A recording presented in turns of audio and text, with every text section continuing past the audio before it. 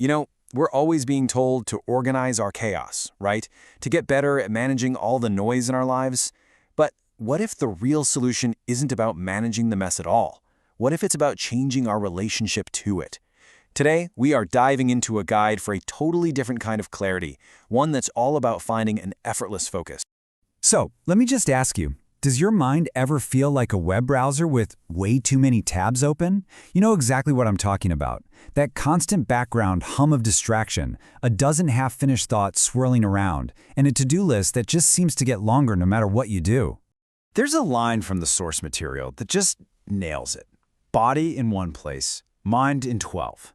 It's that feeling of being completely scattered that just quietly sucks the joy and clarity out of everything, leaving us feeling super busy, for sure, but never really effective. And what's our first move when we feel this way? We try to fix it with more stuff. More productivity hacks, more apps, more new techniques. But here's the thing, this doesn't actually quiet the noise. All it does is create better organized noise. We're just, decorating the chaos instead of getting to the root of the problem.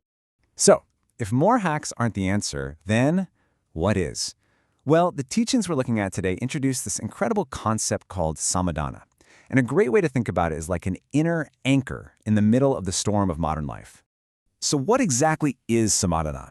Well, it's a state of inner contentment and single-pointed focus that is completely independent of what's happening around you.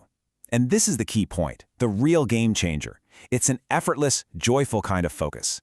It doesn't come from grinding or from pressure. It just naturally bubbles up from a place of inner peace. And just look at this comparison. It makes the difference crystal clear.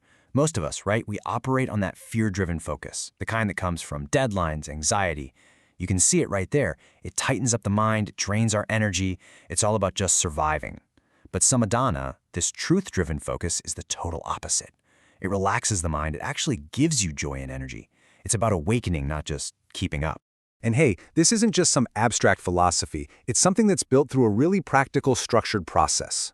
This 4-stage meditation gently moves your awareness from your physical body to your breath, to a simple mental repetition, and then finally to a deep state of inner focus. It's a path, not a quick fix. Okay, so to really get this, we need to make 3 pretty big mindset shifts. Let's start with the first one.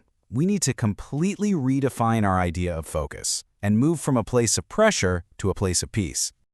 This quote from one of the participants, man, is just so relatable. He says, "I thought it was a badge of honor to say that I could be a multitasker." I mean, how many of us have felt that? That little bit of pride, thinking that being a great multitasker is a sign of strength in our culture.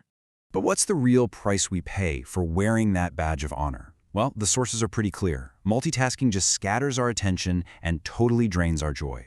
Our experiences get thin. I love this description. It's like having many snacks but no nourishment. It gives us this little ego high, this feeling of being busy and important, but it's not the same as the quiet strength that comes from giving one thing your whole, undivided mind. All right, the second shift. This one might feel even more counterintuitive. It challenges us to redefine our entire relationship with our emotions, to move from constant turmoil to a place of real wisdom. So the source introduces this pretty striking concept of useless emotions. Now that sounds harsh, right? But it doesn't mean all emotions are useless. It's specifically talking about those prolonged, recycled emotional loops that don't help you or anyone else anymore. Think about stewing over something your boss said for 3 days straight, just replaying it over and over. That's an emotional rerun that drains your energy and blocks you from actually doing anything about it.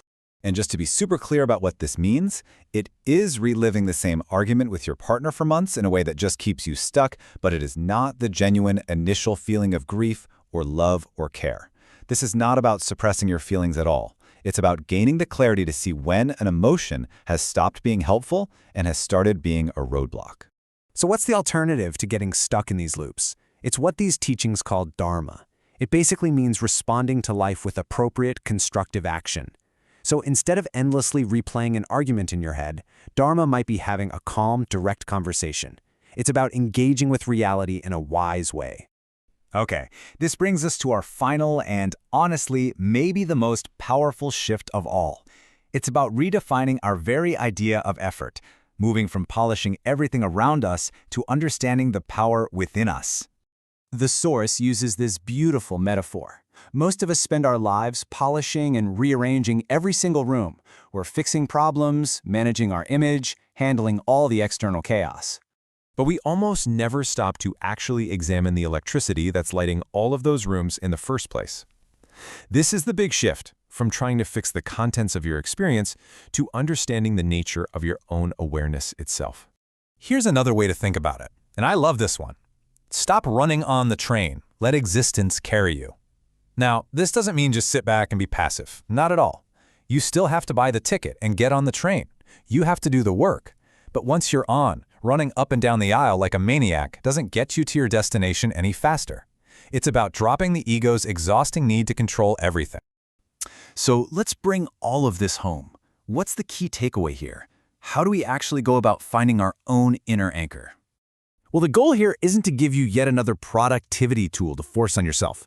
The point is to show you that there's an inner state that you can uncover, a real anchor of joyful contentment that can hold steady no matter what chaos life decides to throw at you. So, the crucial question I want to leave you with is this. As you go through your day, just ask yourself, am I just polishing another room? Am I just rearranging the furniture of my life one more time? Or are you finally ready to turn your attention to the electricity that's been lighting them all up this whole time?